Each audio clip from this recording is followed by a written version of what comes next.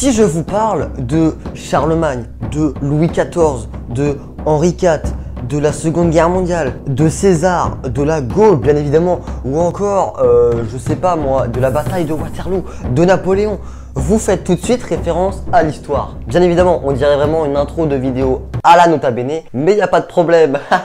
Aujourd'hui les amis, on se retrouve pour une nouvelle vidéo où on va faire un quiz, à nouveau un quiz, on adore ça bien évidemment, on prend un maximum de plaisir à faire des quiz. Sauf que cette fois-ci, on va faire un quiz sur l'histoire. Alors, pour découvrir les différents quiz, parcourez le menu en haut à gauche ou alors cliquez sur la liste ci-dessous. Vous pouvez aussi choisir la difficulté des questions juste au-dessus. Facile, moyen ou expert. Alors déjà on va prendre moyen. Quiz généraliste, pourquoi pas, ou alors quiz selon période. Antiquité, Moyen-Âge, temps moderne, temps révolutionnaire, l'avant-guerre, les temps agités, la 5e République, bataille. Ah, non, on va prendre général. Commencez maintenant, bien évidemment. Alors, à quelle date s'est passé l'événement suivant? Je cite, début de la Seconde République. Réponse 1, 1819. Réponse B, 1866. Réponse C, 1848. Alors, Deuxième République. Alors, on va poser cette chose juste là et on va réfléchir d'une manière assez logique. Donc, si je me rappelle bien, la Première République a eu lieu après la mort de Louis XVI, après la Révolution française, qui a eu lieu en 1700, je veux pas dire de bêtises, j'ai envie de dire 1789, mais j'ai pas envie de dire de bêtises, on part sur ça. Donc, on part du principe qu'elle a commencé en 1789, elle s'est arrêtée très tôt, mais elle est revenue juste après, et je dirais en 1819. Rhino Shield. Vérifier les réponses. Ah, parce qu'il y a plusieurs réponses possibles. Désolé, la bonne réponse était 1848. Voilà, donc ça c'était vraiment la question, histoire de se dire, je suis une sombre merde. Alors oui, on va faire une dizaine de questions, bien évidemment, on va pas trop en faire non plus. Deuxième question, à quelle date s'est passé cet événement suivant? Encore, l'ordonnance de Villiers-Cotterêts. Alors, pour moi, une ordonnance, c'est les trucs que les médecins donnent pour aller à la pharmacie ou je ne sais où. Ça, c'est une ordonnance. Alors, l'ordonnance de Villers-Cotterêts, pour moi, ça veut dire que Villers-Cotterêts, monsieur Villers-Cotterêts, habitant dans la région de Bordeaux, il était malade, petit rhume, donc il va voir son médecin traitant. Bonjour, bonjour, j'ai un petit rhume et tout. Le médecin traitant, il fait, ouvrez la bouche, faites ah, voilà, vous êtes bien ridicule, bougez plus. Ah, vous avez un rhume, allez à la pharmacie du coin, sachant qu'il n'y avait pas de pharmacie, et ils vont vous donner un Doliprane. Voilà, donc là la question pour moi c'est, en quelle année monsieur Villers-Cotterêts a reçu son ordonnance pour son rhume? J'en ai absolument aucune idée, non mais... Alors je pense que Villers-Cotterêts c'est une ville, non? Ah oui, donc c'est une commune en France, on est bien d'accord. Donc, 1519, 1552... Tout à l'heure, on avait dit la première réponse, la première barre là, et c'était faux. Du coup, je vais dire exactement la même. Et c'est toujours faux. Finalement. Donc pourquoi je m'obstine à prendre la première barre si elle est fausse? À un moment je suis con aussi, non mais faut le dire. Non, alors suivant, bah, ça fait 0 sur 2. Ça me fait penser au quiz, ouais, le fameux quiz-rap. Bref, à quelle date c'est passé? J'en ai marre des dates, pourquoi j'ai des dates là? Naissance de Jean-Baptiste Poquelin. Ah, Molière. J'allais insulter. J'allais dire, mais putain, mais qu'est-ce qu'on a à foutre de Jean-Baptiste Poquelin? Je connais Molière, très connu pour ses différentes pièces de théâtre. Je vais pas en citer une, hein, bien évidemment. Mais Molière, c'est en 1700, 1622. Il était avec quel roi, lui? C'était en 1622, lui. Yes, Louis XV ou Louis XIV? Il était avec Louis XIV, je crois, Molière. Du coup, 1622, ça colle. Ça colle de ouf avec Louis XIV, le roi soleil, donc nickel. Bim, on passe à la 4e question. Il n'y a même pas de transition dans cette vidéo. C'est-à-dire qu'on enchaîne. C'est une ligne droite et vraiment, il n'y a pas de péage. On va tout droit, on y va direct. Ça se trouve, la vidéo va faire 5 minutes. Ça fait combien de temps de rush? Ah, bon, elle fera plus de 5 minutes, malheureusement. Bref, alors, à quelle date s'est passé l'événement suivant? La bataille de Waterloo. Alors, est-ce qu'on en parle de Napoléon 5 minutes? Non, non, la bataille de Waterloo, c'est une défaite napoléonienne. Mais on va s'arrêter 5 minutes sur le cas Napoléon. Non, parce que moi, j'ai quelque chose à dire. Le mec a littéralement défoncé l'Europe, d'accord? Il les a tous déglingués. Que tu sois italien, que tu sois prusse, je m'en fous, il t'a déglingué. Et il a voulu envahir la Russie. Très bonne idée, pourquoi pas? Va envahir la Russie pour agrandir un peu plus de territoire, ça peut être une bonne idée. Mais il s'est dit, putain, quelle serait la meilleure saison pour attaquer la Russie? Et c'est-à-dire que là, il s'est dit, en hiver. Pourquoi pas en hiver? Mais tu vas au moins bien équipé. Non, Napoléon, ce petit génie, il s'est dit, on va y aller avec des espèces de pantalons pas très chauds, Puis une petite veste quoi, histoire de, au cas où, un petit t-shirt derrière, au cas où il fait un petit peu chaud quoi. Ça va pas dépasser les moins 30 degrés là-bas les gars. Et ce qui me fascine encore plus, c'est que pendant la Seconde Guerre mondiale, Hitler, il a attaqué la Russie en plein hiver. C'est-à-dire qu'il a reproduit exactement la même erreur que Napoléon. Et là, je trouve ça con. Mais vraiment con. Alors, il y a sûrement d'autres choix stratégiques, hein. Je ne suis pas un pro de la Seconde Guerre mondiale. Mais quand même, c'est complètement teubé. Bref, c'est la fin de cette parenthèse. Pour revenir à la bataille de Waterloo, où Napoléon a perdu. Malheureusement pour lui, ça sera la descente aux enfers à partir de cette bataille. Donc 1815, oui. Allez, hop, voilà. Non mais après je vais pas me vanter, mais c'est vrai que j'ai quelques qualités quoi. On est à 2 sur 4. Oh, 2 sur 4 les gars, c'est où 2 sur 4 par contre, ça commence à me casser les couilles avec les dates là. Qu'est-ce qu'ils ont avec les dates? La loi sur l'instauration des congés payés. Ah c'est pas la... Ça c'est dans la... Comment on appelle ça? La révolution industrielle, non? Je regarde le temps au cas où, voilà, ok. Nickel. Donc loi sur l'instauration des congés payés. Alors les congés payés, pour ceux qui savent pas, c'est t'es en congé mais t'es payé. En gros tu fous rien mais t'es payé. Bah t'es chômeur. 1936, 1933 ou alors 1944. Alors 1944, ça m'étonnerait qu'en pleine Seconde Guerre mondiale, il y a un Écossais qui était en train de se battre à Villiers-Bretonneux. Il s'est dit, putain, ah ça serait bien quand même de mettre en place des congés payés les gars. Non mais vous en pensez quoi? Franchement, non mais les gars, voilà, je pose ça là, venez on fait des congés payés. Comment ça, il y a des Allemands en face, j'en ai rien à foutre de la bataille. Là franchement, j'étais là, j'ai réfléchi 5 minutes. Et je me suis dit, putain, congé payé quoi. Non mais vraiment, 1944, il y a vraiment ils proposent des choses, ça n'a aucun sens. Du coup, 1933, 1936, moi je veux dire 1900... Alors, 33, ça m'a l'air d'être au début, donc je veux dire 36. Oui! C'était le 20 juin 1936, yes! Putain, oh putain, yes! Que s'est-il passé en 1683? Bah, c'est une bonne question. Alors, l'abolition du gouvernement de Vichy.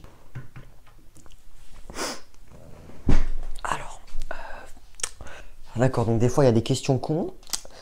Ok, donc celle-là elle est pas trop conne, mais la réponse, putain qu'elle est teubée. Un max de flow ou pas là? Non, il est stylé ou pas le casque? En vrai, vraiment il y a une protection, mais je trouve que sans la protection il va bien aussi. Bref, on s'en branle. Je repose ça là où c'était. Du coup, abolition du gouvernement de Vichy. Oui, mais c'est complètement con. Non, mais non. Si vous avez suivi un minimum vos cours d'histoire, vous savez que Vichy c'est pendant la Seconde Guerre mondiale. Donc non. Louis XIV épouse Madame de Maintenon. Madame de Maintenon. Louis XIV. Madame de Maintenon. Mais Louis XIV, elle n'était pas mariée avec une meuf autrichienne, je sais plus où là. Comment elle s'appelle? Ah là là, j'ai oublié le nom. Ou alors la dernière réponse c'est quoi? Louis IX est canonisé sous le nom de Saint Louis. Attends, 1683 c'était Louis XIV. Donc Louis IX, c'était avant dans l'histoire. Et Vichy c'est beaucoup plus tard. Donc c'est... En fait c'était logique la question là. Je me suis vraiment fait chier pour ça, c'est nul. 6, 5 ou... Non j'ai 3 sur 5. Donc si j'ai 3 sur 5, ça fait 4 sur 6. Ah bah non, c'est la question 7. Pour passer le temps que je réfléchis, on va faire tourner le globe magique. Voilà. Le pays qui va être désigné au sort sur ce globe est officiellement le pays le plus beau du monde. Voilà. C'est comme ça que ça marche chez moi. Alors c'est une petite île, les Bermudas. Voilà, tout de suite, une image des Bermudas, ou du Bermuda, je ne sais pas comment on dit. Yucca, donc United Kingdom, yes, I have a little accent. Donc, l'Angleterre, quoi. Et le deuxième, quel pays est la plus belle capitale au monde? Mon pouce, il est entre la Libye et la Grèce. Du coup, on va dire Malte. C'est Malte, les amis, qui a la plus belle ville du monde. Voilà, une image... tout de suite de la capitale de Malte. Bref, revenons à notre 7ème question. À quelle date s'est passé l'événement suivant? Première incursion des Francs en Gaule. Là c'est une question intéressante. Avant même de dire les propositions, je réfléchis. Les Romains, quand ils ont littéralement déglingué les Gaulois, c'était quand? C'était avant JC ou après JC? Pour moi, c'est avant JC. César, pour moi, c'est avant JC. Donc Jésus-Christ. Pour ceux qui savent pas c'est quoi JC, c'est pas Jules César, ça aurait pu, mais non, c'est Jésus-Christ. Du coup, en 452, non, je vais dire en 253. Tellement beau d'avoir bon à chaque réponse, quasiment. C'est pourquoi tu grinces à ce rythme-là? Et pourquoi j'ai ma manette là? Hop, on range. Pour ceux qui savent pas, vous savez pas. En fait, là, j'ai un carton et il y a des trucs incroyables, comme une pochette. Voilà, alors qu'est-ce qu'il y a dans la pochette? Attendez, on découvre ensemble. Attendez, ça va être génial. Il y a des feuilles. SVT.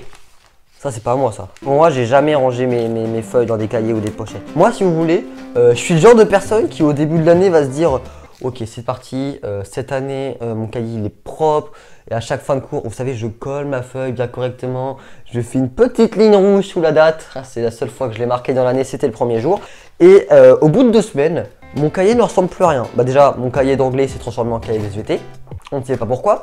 Et en plus, il y a des feuilles de maths à l'intérieur, enfin vraiment, ça ne ressemble plus à rien.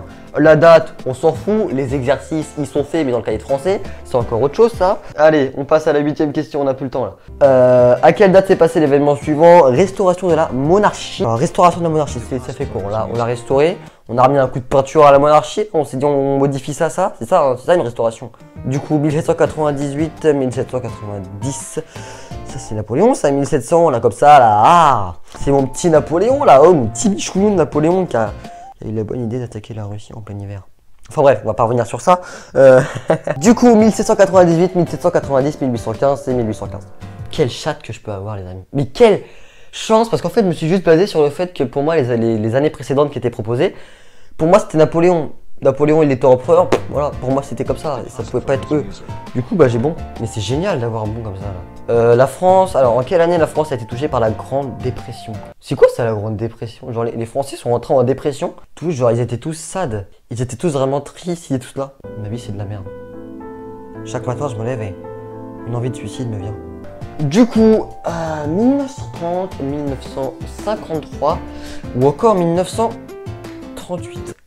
1930, la première, pardonnez-moi, guerre mondiale s'est terminée en 1918. Entre 1918 et 1930, je pense que voilà, il y avait encore beaucoup de tristesse, le pays était encore beaucoup touché par cette guerre qui a fait plus de 10 millions de morts. Mais je pense qu'en 1930, ça commençait à animer. 1953, donc on est quand même 8 ans après la fin de la Seconde Guerre mondiale. Donc voilà, il y a encore beaucoup de traces de la Seconde Guerre mondiale, je pense, dans les mémoires. Beaucoup de dégâts, mais je pense qu'en 1953 ça peut être le cas parce que je sais pas quand ont commencé exactement les guerres d'indépendance, donc guerre d'indépendance en Algérie, au Vietnam, etc. Donc ça peut très bien être 1953. 1953 va rester une option très intéressante. 38, on est à la veille de la Seconde Guerre mondiale qui a, je vous rappelle, a commencé en 1939. Du coup 1953 pour moi c'est la bonne réponse. Eh non, c'était 1930. Ah ouais, 1930. Voilà, dernière question. Marat est assassinée dans son bain par Charlotte de Corday, girondine. Alors, attendez, trop de choses qui vont pas là. Marat est assassinée dans son bain par Charlotte de Corday, girondine. En fait, ce qui me fait rire, c'est le girondine. Pourquoi on rajoute cette information? Vous pouvez juste dire Marat est assassinée dans son bain par Charlotte de Corday. On s'en fout qu'elle vienne de Bordeaux, qu'elle soit girondine, de Nouvelle-Aquitaine ou je ne sais où là. On s'en bat les reins. Du coup, 1790, 1804 ou 1793. Ah bah j'en sais rien moi. Girondine, alors on peut peut-être se fier aux régions. Mais là, toutes les dates sont assez proches, donc je pense que ça n'a pas de... Vas-y, je vais dire 1804. Oh, t'es 1793. Mince, votre score final est de 6 sur 10. Je suis dans la moyenne. D'accord. Je suis dans la moyenne. C'est génial, franchement. Sinon, moi, je vous dis à la semaine prochaine. Le dimanche, n'oubliez pas, changement d'horaire. On a changé il n'y a pas longtemps. Et je vous souhaite tout simplement une bonne journée, ce que je ne fais jamais. Mais dans votre bonne journée, vous avez du temps. Qu'est-ce que vous avez? Là, vous avez regardé la vidéo. Après cette vidéo, n'hésitez pas à aller voir sur Instagram mon compte islo-elf. Bien évidemment, je poste des stories assez régulièrement où je partage mes diverses passions, mais également je vous tiens au courant en cas de sortie d'une nouvelle vidéo, bien évidemment, ou d'un retardement de vidéo, bien sûr, ben oui. Sur ce, les amis, ciao ciao.